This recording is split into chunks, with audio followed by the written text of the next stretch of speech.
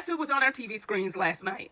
Of course, Gypsy Rose Blanchard. And y'all have been emailing me, DMing me, and sending me messages all about what did I think of her new season.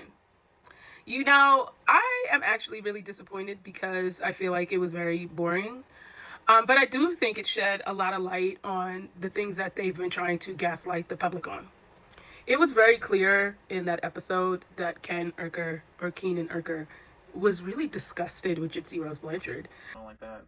I'd rather you just be honest with me. I know, always be honest, but if I bring up a topic that maybe he's not interested in talking about at the time, he shuts down.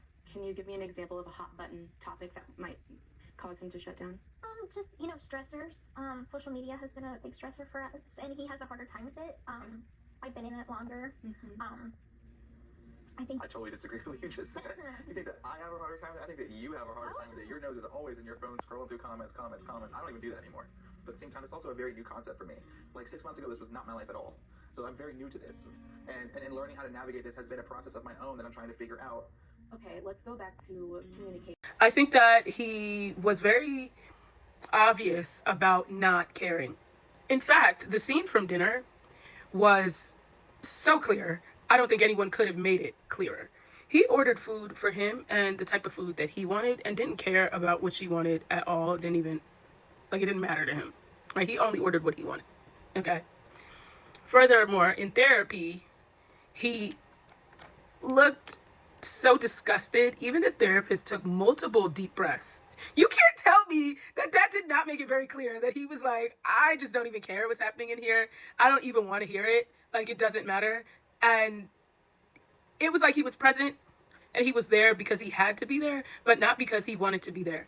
And when she started crying and saying, well, I want him to be here because he wants to be here and not for the baby, that made it very clear that there had been indications to her that he did not want to be there. And the people that are always trying to tell me, no, I'm wrong and I don't know what's going on, it makes me a little nervous for you, because I feel like it makes me realize how many people are not able to really read the room in terms of their relationships. It's not even what people are saying most of the time. It's what people are not saying, but their body language or their actions are saying. And if you're not able to see that in their relationship, watch it playing out on TV in front of our face, which is very clear, then it makes me concerned for you and your relationships, because you are probably unable to read the room in your own relationship as well. I also feel like they are setting Ken up because they are making Gypsy look like the victim, and also trying to make Ryan look like the good guy, because it was clear when they started using the video of Ryan on live saying that he really didn't want anyone to bully Gypsy and he didn't want to speak poorly of her. And that was the type of content that they showed.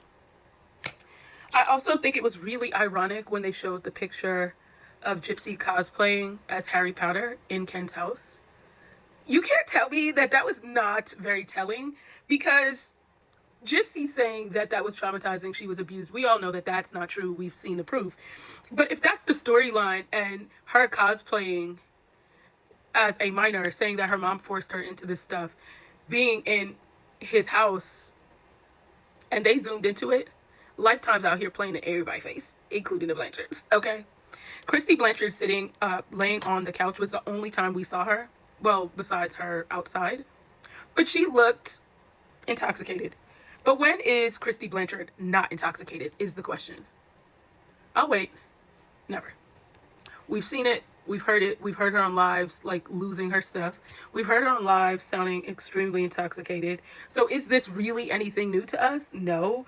But I think at the end of the day, people are going to kind of see this for what they want to see it for, and not really see it as the disinterest.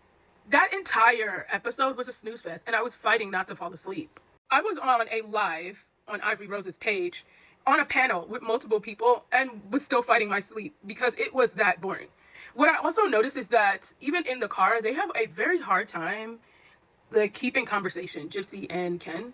And that's also an indication, because there's a lot of silent moments where you can tell he doesn't want to be there and Gypsy's trying to figure out how to make him want to be there. And listen, if somebody leaves you or you leave them and you go back, that's like picking up poop out of the toilet and putting it back in your tush. It just doesn't make sense. Like, there was a reason why we broke up in the first place, for us to try to rekindle something I already took out. Like, what's the point? Listen, y'all are going to say that I am being picky, I am wrong, blah, blah, blah, blah, blah. But at the end of the day, Ken does not want Gypsy, and Gypsy is reaching by trying to stay with him. And what I think is extra funny is Bree had said, which is Gypsy's bestie, fake bestie, the one she's using, oh, you guys are going to see that, you know, things are really good. No, all we saw is that Ken is obviously being paid to be with her, and that she's his sugar mama, and that he ordered all sorts of seafood. Meanwhile, he knew that she wasn't going to eat that, and that she didn't like it, and he didn't care. That's what we were able to see. We were not able to see anything else other than that, and that's something we already knew. And his body language has been very telling. And even in the Access Hollywood, or I think it was Access Hollywood interview, where they were speaking and they were saying, like, okay, like, what will you say to your daughter when she's older about this unaliving? Like, how are you going to explain this to her? And Ken was like, you know, we're going to sit down as a family and speak to her. And, you know, including Gypsy, he's saying, including Gypsy, you would have thought that when they said sit down as a family. He did not picture his life with Gypsy years from now raising Aurora. Okay? That's for starters. So anyone saying or thinking otherwise, I think he made it very clear in that interview that it's not what you all are thinking. Furthermore, that therapist even didn't want to handle that. Like, she was like, okay, I don't want to dive too deep. This is supposed to be co-parenting therapy, or like prepping to have a baby therapy. But instead, she's seeing that the relationship is down in the dumps. And I think she knows it's not salvageable because of the fact that she said, okay, and why are you here?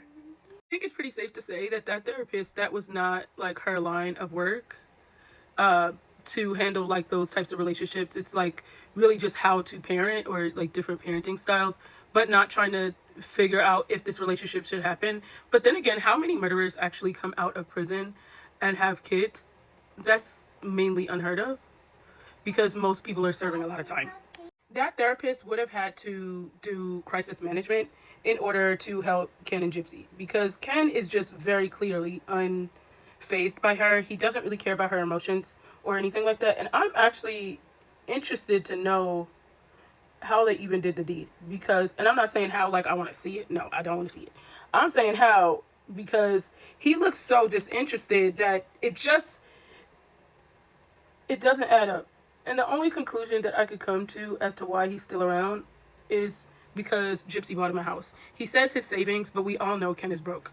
So I don't really even understand why that is a thing for him to say. I think the funniest part about the show is that Ken's dad is Turkish, and he sounded like Rusty the hacker. And Ivory Rose is the one who was on panel and said that. I laughed so hard because I was like, you know what? He does sound like Rusty the hacker. I don't know if he is. I mean, he's a grown man. I don't think his daddy would be doing that, but who knows? And I think we need to give it up for Ken and his hand motions, because, child, that man was like, I have never seen a man do so much talking with his hands in my life. Y'all are not going to be able to convince me that Steve Wood is not real, because, I mean, those hand motions tell the story. Say what you want to say. And you know what? I feel like, Ken, just live in your truth. I mean, don't you want to be more comfortable in life? Like, I feel like when you can't walk in your truth, you're really stressing yourself out. And why even go through all that? Especially not for them doggone Gypsy, child. I don't know about y'all, but tell me what y'all think about last night's episode, because I was really struggling to watch it. And I feel like for someone that really wants to be a TV personality or whatever, she just, it's not giving, I can be a TV personality. Like, it's not giving that at all. But, you know, she's trying. I actually think that chemistry-wise, her and Ryan did a whole lot better. And I also think Ryan is better for TV because he has a little bit of a personality. I'm not saying that he's the perfect person. I'm just saying I think that he made better TV. Ken just looks totally disinterested, and Gypsy looks the way she tried to portray Ryan last season. Isn't it crazy how karma's like spinning the block like this? Need I say any more? Because I feel like this has been the most clear thing besides the Nick Viles body language that he had. And I mean, also Ken had been on live multiple times being like very like snappy, and I feel like they try to paint him in a light that he looks aggressive, and that's gonna bite him. Bye, y'all.